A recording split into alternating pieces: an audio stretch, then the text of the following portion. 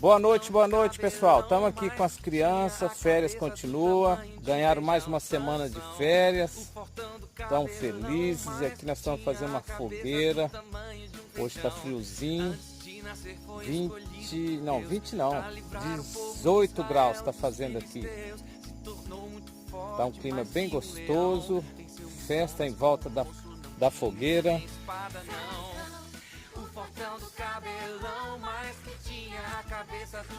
É férias na roça. O fortão do cabelão, mas que tinha a cabeça do tamanho de um feijão. Mas ele não ouvia o conselho dos pais, das mulheres. Isso aqui é para ficar na memória, eternizar.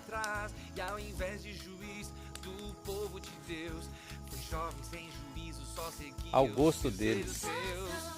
o fortão do cabelão, mas que tinha